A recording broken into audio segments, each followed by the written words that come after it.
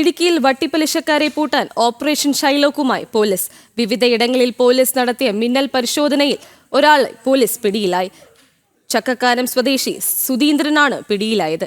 ഇയാളിൽ നിന്ന് 9 ലക്ഷം രൂപയും പോലീസ് കണ്ടെടുത്തു. വരും ദിവസങ്ങളിൽ പരിശോധന കർശനമാക്കാനാണ് പോലീസ് തീരുമാനം. സാധാരണക്കാരെ കൊള്ളയടിക്കുന്ന വട്ടിപ്പലിശക്കാർക്ക് തടയിടുക എന്ന ലക്ഷ്യത്തോടെയാണ് ഓപ്പറേഷൻ ഷൈലോക്കിന് പോലീസ് രൂപം നൽകിയത്.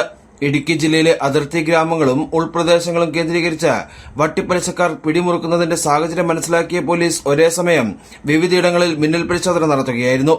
നെടുങ്കണ്ടം, കട്ടപ്പന, രാജാക്കാട്, ഉടുമ്പൻചോല, മൂന്നാർ, കുമളി, തൊടുപുഴ തുടങ്ങിയ സ്റ്റേഷൻ പരിധിയിലായിരുന്നു പരിശോധന. ചക്കക്കാനം മേഖലയിൽ നടത്തിയ പരിശോധനയിലാണ് സുധീന്ദ്രൻ പിടിയിലായത്.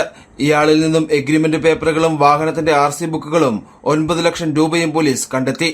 ഇന്നേ ദിവസം സംസ്ഥാന പോലീസ് മേധാവിയുടെ നിർദ്ദേശപ്രകാരമുള്ള ഓപ്പറേഷൻ കുബേര അല്ലെങ്കിൽ ഓപ്പറേഷൻ ഷൈലോക്കിന്റെ ഭാഗമായിട്ട് നടന്ന സ്പെഷ്യൽ റെയ്ഡിൽ നെടുങ്കണ്ടം പോലീസ് സ്റ്റേഷനിൽ ഒരു കേസ് റിപ്പോർട്ടായിട്ടുണ്ട്.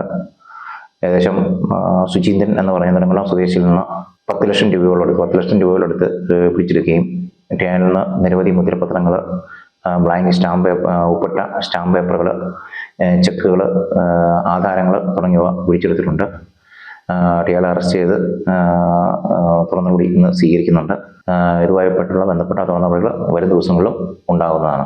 പ്രതിയെ വിശദമായി ചോദ്യം ചെയ്തതിൽ നിന്നും കൂടുതൽ വിവരങ്ങൾ പോലീസിന് ലഭിച്ചിട്ടുണ്ട്.